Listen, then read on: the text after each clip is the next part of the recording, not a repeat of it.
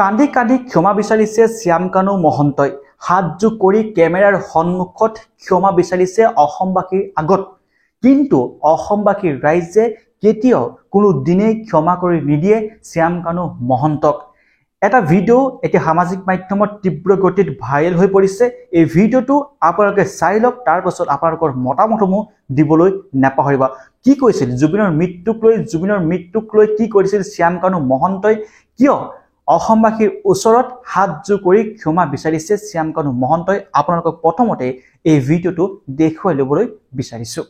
প্ৰথমতে মোক যে দুখ দি আছে, মই উত্তৰ এটাই দিব খুজিছোঁ। শ্ৰদ্ধেয় ৰাইজ, আমি মোক নিজে আহিছে, মোক এতিয়া মৰ্গত মাতিছে, তেখেতে নিজে আহিছিলে অনুষ্ঠানটোত, আহি পেলাই তেখেতে আমাক কৈছে যে ভায়েকক লৈ যাব। এতিয়া মোক মাতিছে মৰ্গত, তেখেতে বডিটো আমি লৈ পেলাই ব্যৱস্থা কৰিছোঁ। মই ৰাইজক এটাই অনুৰোধ জনাইছোঁ, আমি বহুত বিধ্বস্ত হৈ গৈছোঁ গোটেই বস্তুটো। মোৰ কাৰণে আটাইতকৈ দৰকাৰী মানুহ, ইমান মৰম কৰিছিলে, ত' সেইটোৱে ডাঙৰ কথা। বাকী এই অনুষ্ঠানটোত তেখেত গৈছে, মোৰ কোনো তাতে ভূমিকা নাই, মই গমেই নাপাওঁ তাত যোৱাটো। অসম এছনৰ লগত গৈছে আৰু ঘটনাটো ঘটিছে, তাৰ কাৰণে মই ৰাইজক হেৰি কৰিছোঁ যে আমাৰ যদি কিবা ভুল হয়, কিন্তু মই ভাবোঁ যে আমাৰ ফালৰ পৰা মই এটা ক্ষমা খুজিছোঁ যে তেখেত উপায় যদিও নিজে আহিছে, কিন্তু আমাৰ তাতে আহিছিলে, তাৰ কাৰণে মই এটা ক্ষমা খুজিছোঁ ৰাইজক। এই ভিডিঅ'টো চোৱাৰ পাছত আপোনালোকে নিশ্চয় গম পালে যে কিদৰে কেমেৰাৰ সন্মুখত হাতযোগ কৰি কান্দি কান্দি নিজৰ দুখ সাৰিবলৈ বিচাৰিছে শ্যামকানু মহন্তই।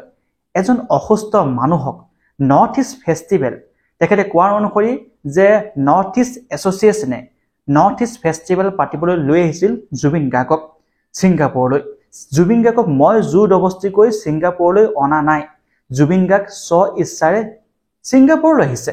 কিন্তু অসমৰ জুবিন গাৰ্গৰ সতীৰ্থ বহুত ওচৰে পাজৰে থকাৰ মানুহ আছে, তেখেতৰ সমনীয়া আছে, তেওঁলোকে জনোৱা অনুসৰি ছিংগাপুৰলৈ যোৱাৰ দুদিনৰ পূৰ্বে জুবিন গাৰ্গে তেওঁলোকক কৈছিল যে ছিংগাপুৰলৈ যাবলৈ মোৰ অকণো মন নাই, মোৰ চিনেমা কাম আছে। তেখেতে বৰ জোৰ কৰি আছে তেওঁলোকে, সেয়েহে মই এতিয়া যাবলৈ বাধ্য পৰিছোঁ। যদি যাবলৈ মন নাছিল, গাৰ যদি ভালেই নাছিল, অসুস্থ আছিল, কিয় জোৰ জবস্তি কৰি জুবিন গাৰ্গক ছিংগাপুৰলৈ লৈ যোৱা হ'ল? তাক লৈ কিন্তু এতিয়া অসমবাসীৰ ৰাইজে প্ৰশ্ন উত্থাপিত কৰিছে। ইতিমধ্যে অসমৰ মুখ্যমন্ত্ৰী হিমন্ত বিশ্ব শৰ্মা ডাঙৰীয়াই ছিংগাপুৰত যে জুবিন গাৰ্গৰ মৃত্যু হ'ল তাক লৈ CBI তদন্ত কৰিছে, আৰু অসমৰ এজন সাংবাদিক প্ৰণয় বৰদলৈ ডাঙৰীয়াৰ ছিংগাপুৰতে আছে। কিন্তু জুবিন গাৰ্গৰ মৃত্যু প্ৰকৃত খবৰ এতিয়ালৈকে কিন্তু তেখেতেও স্পষ্টকৈ দিব পৰা নাই। আন এক সূত্ৰ মতে জনোৱাৰ অনুসৰি যে জুবিন গাৰ্গৰ মৃত্যু 19 ছেপ্টেম্বৰত নহয়, 18 ছেপ্টেম্বৰতে হৈছিল। তাক লৈ কিন্তু এতিয়া বহু ৰহস্য সোমাই পৰিছে।